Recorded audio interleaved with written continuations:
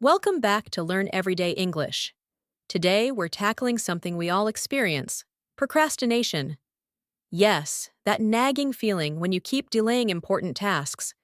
But let's start with the word nagging. Say it with me. Nagging, nagging. It means something constantly irritating, like that little voice in your head that just won't leave you alone. So, why do we let procrastination get the best of us? Let's dive in. So, what exactly is procrastination? It's when we put off important tasks by doing easier, less important things. We all do it: cleaning, scrolling on our phones, or binge watching shows instead of tackling something important. But here's a word for you: deferral. Say it with me. Deferral, deferral. It means postponing something. Procrastination is just a fancy kind of deferral, but it's almost always irrational. We know we shouldn't delay the task, but we do it anyway. You know, it's funny how easy it is to trick ourselves into thinking we're still being productive. Have you ever caught yourself cleaning your entire room or organizing files just to avoid doing something more important? That's procrastination at work. It feels like you're doing something useful, but deep down, you know you're just avoiding the real task at hand. Let's explore why procrastination happens. It's not always about being lazy. One reason is immediate gratification. Say it with me. Immediate gratification. Immediate gratification. This means seeking quick pleasure. Your brain craves quick rewards, like watching a fun video or grabbing a snack, even though that important task is waiting for you. Now here's another term for you: cognitive overload. Say it with me. Cognitive overload, cognitive overload. It's that feeling of being so overwhelmed by the size of a task that you avoid starting it altogether. But breaking that task into smaller chunks can make it a lot easier to tackle. Here's a good tip: take a large project and divide it into tiny, manageable steps.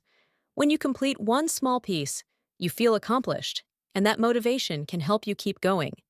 Have you ever made a to-do list and felt a small rush of satisfaction just from crossing something off? That's the power of small wins.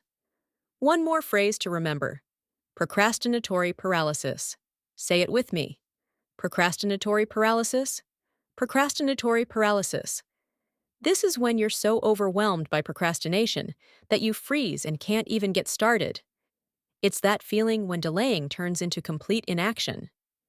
What's the cost of procrastination?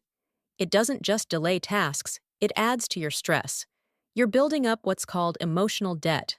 Say it with me. Emotional debt. Emotional debt. This is the mental burden of all the unfinished tasks you carry with you, weighing you down over time. The longer you delay, the heavier that emotional debt gets.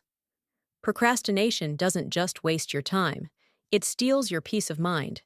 It's like carrying a backpack filled with rocks. Every time you delay a task, another rock gets added to that backpack. You know, I used to struggle with procrastination too.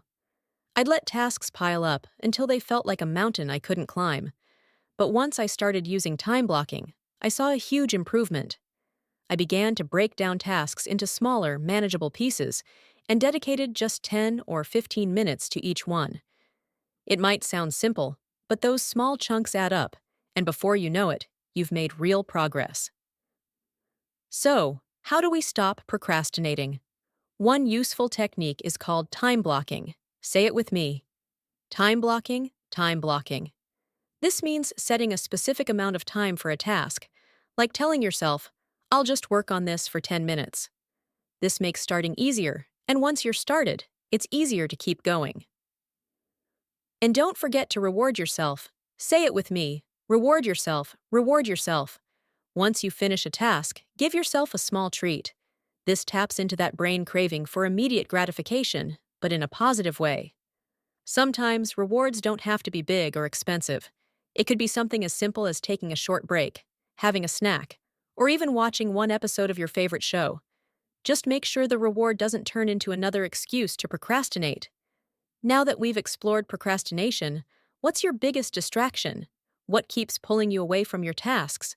Share your story in the comments, and let's help each other break free from procrastination. Remember, we can conquer procrastination together, one step at a time. Let's break tasks into manageable pieces and support each other along the way. If you found this helpful, please like, comment, and subscribe my channel.